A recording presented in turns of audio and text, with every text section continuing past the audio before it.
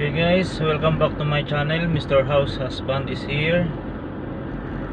Nandito tayo ngayon sa boundary ng Labrador, Pangasinan at Sual. So libutin natin yung downtown o yung bayan ng Sual. Maliit lang rin ito.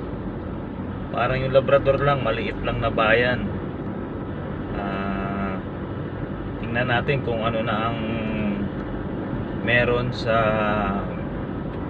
bayan ng Sual, Pangasinan.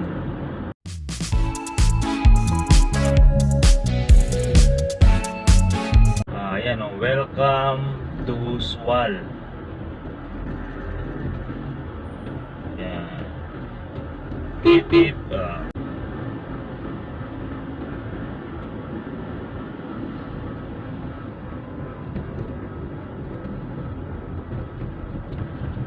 Dito sa right side ko guys, sa left side, marami nang binibilad dyan ng mga dried fish, yung mga tuyo, mga pasalubong. Halimbawa, galing kayo ng Western Pangasinan, nag-swimming kayo, okay, pwede kayong bumili ng dried fish. Dito sa bayan ng Sual, nandito yung bilihan. Kung doon sa Labrador, bilihan ng mga sariwang isda, dito naman yung mga dried fish. Ayan, bandang left side, kaliwa guys, nandyan yung mga bilihan ng mga tuyo. Ito muna tayo, kunan natin ang video.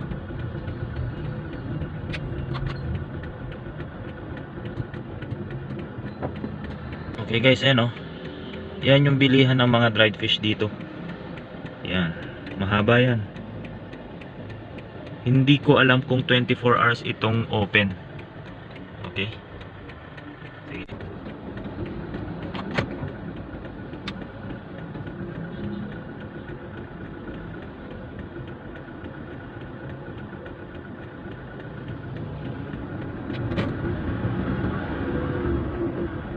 Nandito na tayo sa pinaka-poblasyon nila.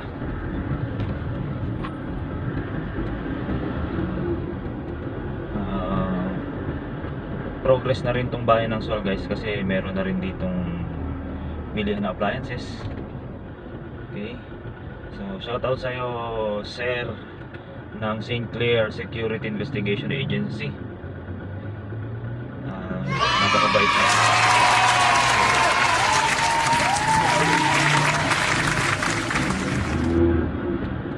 Meron din dito mga Andox, Chooks to go. Hindi katulad sa bayan ng Labrador nga.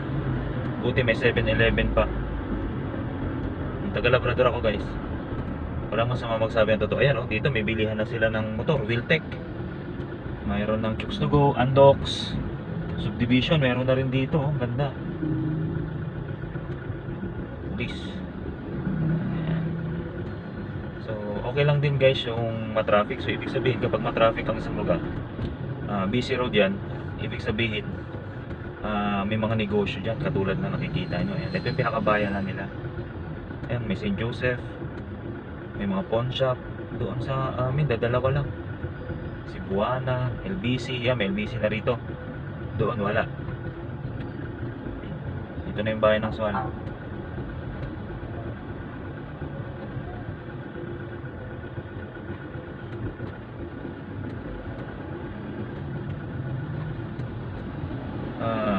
Hindi katulad ng ibang bayan na yung kanilang police station ay mismong nasa bayan na. Dito sa Sual nilipat nila doon sa may bandang Kawayan,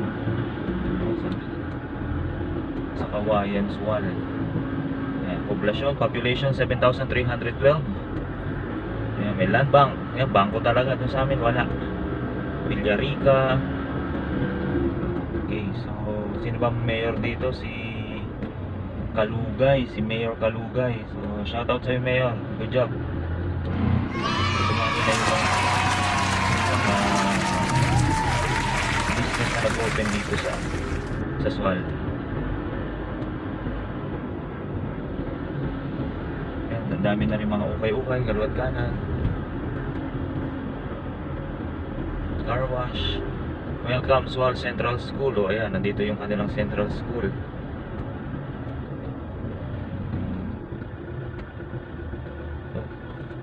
Bakit busy? Mukhang may caravan guys ah. Gano'n tayo. Meron din dito guys na Rusi oh. Pilihan ng Rusi. Shoutout Rusi. Quality motor but cheap price. Lowest price ng motor. Wala sa motor yan guys, nasa pag-aalaga yan. Kahit branded yan, kung patatalunin mo ng tulay, sira din yan. Dati Rusi user din ako. Bakit traffic? Anong meron? Nako, mukhang may motorcade ah. Maganda rin yung epekto ng election sa atin guys, no? Sana taon-taon election. Bakit ko naman nasabi? Kasi simula noong nag-umpisa na yung nalaman na tatakbo yung mga presidente o kung sino man, pangatlong ayuda na meron natanggap yung barangay namin. Isa kay Kuangko, isa kay Bongo, isa kay Espino, no? Nakakatuwa. Lumalabas ang pera nila. Saan ang galing yun?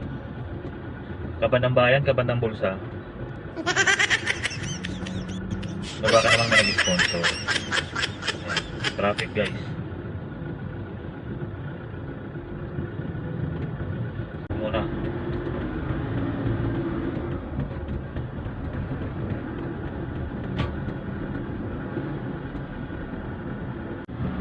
Okay guys, nandito na tayo sa zigzag ng Sual, Pangasinan.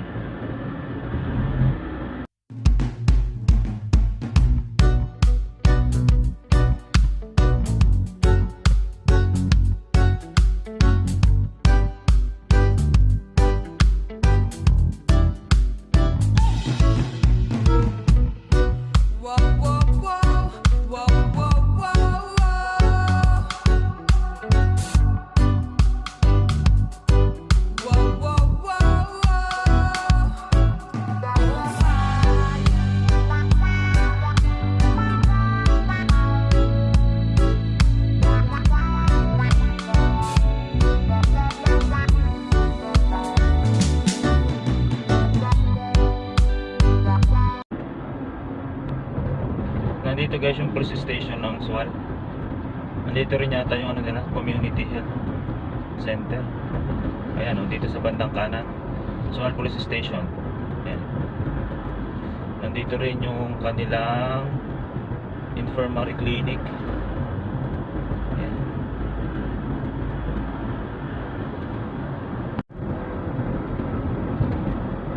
Nilapit nila yung police station dito sa may papuntang Napocor. Siguro double purpose na rin for security reason. Ayan, yung papuntang kanan na yan, papunta yan ng Napocor sa may Sual Power Plant. Mga 6 kilometers to 7 pa siguro yan papasok. Hanggang dito na lang guys yung trip natin ng Sual. Roaming around in downtown of Sual, Pangasinan. Okay? Next, yung Alaminos naman tayo. Going to Alaminos.